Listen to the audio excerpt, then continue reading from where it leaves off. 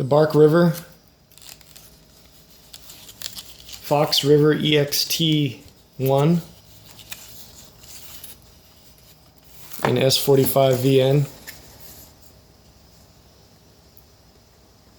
I had this on pre-order and they just dropped at DLT.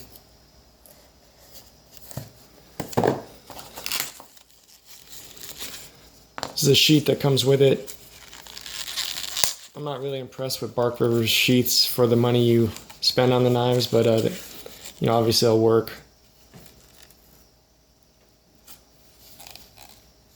It is, this has been said on a few other videos, you have to, it's really tough to get it in the first time, you know, and it's best to either put some conditioner on that or just let that sit, you know, for 2 or 3 days to stretch this out.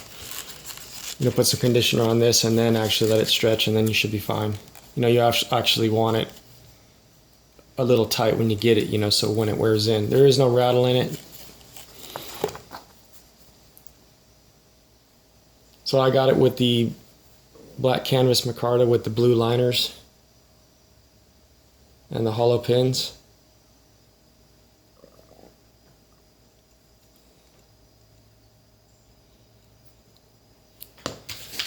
So again, I just had this on pre-order, and the nice part, I don't know if you know, if you've ever done a Bark River pre-order from DLT, they actually give you a, you put $25 down, you pick, it's got a little subgroup, you know, you could pick your different handle materials and liners, and then when the knife gets delivered, they do give you a $20 gift card, which I already used. I just got a flashlight coming. So 8.65 overall length, 4.1 inch blade. This is nice, 3mm blade thickness, and an S45VN. This is the reason why I got this knife. I do like the stainless steels. I have this the Bravo EDC in CPM 154, which is another nice stainless steel that I like, you know, for outdoors blades. Mine was $224. No, I think base was $224. Mine was, I think, $10 or $15 more for the liners and the pins, and then you can get all the way up, obviously, with the all the different combinations that Bark River has, all the way up to $330.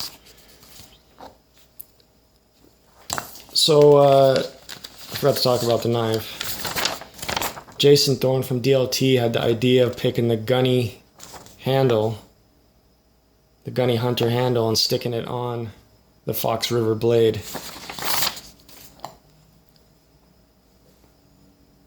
I really like this knife. I like this handle. You know, I have XL to XL size hands. It's just a perfect size. I like the thin blade stock.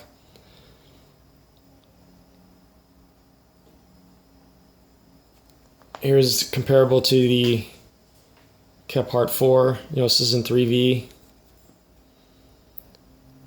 You can see that it's similar. You know, without the flare at the end, it's similar size. The blade stock is similar size. I think this might be a tiny bit smaller. Both of these are going to be excellent slicers. Obviously, this is more of a spear point, you know, and a neutral coffin handle, where this has got, you know, the palm swell and more of a guard in the back, butt. You know, depending on which blade you pick, and I don't think you can go wrong with either one, but really this is your small knife. If you like smaller fixed blades, there's really not much you can accomplish with either one of these, in my opinion. Here's a Spyderco Mule. This is a CPM 20CV version with the Halpern carbon fiber flat scales.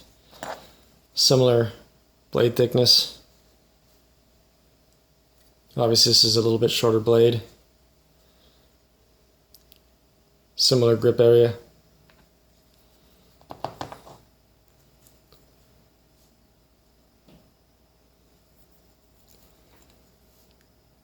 You know, a lot of people have asked me in the channel, and you know, is Bark River worth it? And I think it has to be each individual person. I hate people that make blanket statements that, you know, oh, hey, you know, even though I'm a Spyderco fanatic, I'm not going to say they're for everybody. You definitely don't, you know, you're not getting how can I put this? So, you know, when you buy a White River knife, that's close to like a mid-tech or a custom knife out of a production company. Bark River, you know, you're paying a premium for the knife. They give you all these quality handles. They take great pictures. You know, the sheaths are, I think they're not as good as a lot of other production companies that are out there. They do work, once again, but there's just little things. So like if you look on this Kephart, you know, the grind on one side or the other is quite a bit different. This one's a lot better, but you could see right here when they were, you know, finishing up the knife, there's an indent. There's actually already a smile at the bottom of the knife. You know, it's not going to bother me. It's going to sharpen out, but you can see a dimple right there, you know, where too much has been taken off. And then towards the end, you know, instead of just finishing up its radius, it kind of blocks off towards the tip, which is fine. Once again, it's sharp. You know, I was more interested in the steel and the actual knife design than anything else, but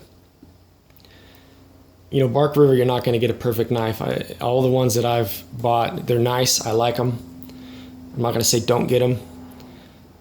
But, you know, if blemishes bother you, especially with paying a premium, you know, I don't know if I can recommend them, you know, because you're always going to find some blemish on the knife, especially on the sheaths. You know, but it's going to be tough to find a decent quality knife out there for a little bit over $200 with this ergonomic handle and, you know, S45VN. So I'm looking forward to using this knife this winter, you know, camping season out in the desert. I think it's going to be a great all-around fixed blade. And there's really not much you can't get done, you know, besides chopping trees down with the blade this size. So the Bark River, Fox River EXT-1 in S45VN. I'm pretty sure they're still available, some still available. I think at Knife ship free, but mostly DLT. That's where I got mine.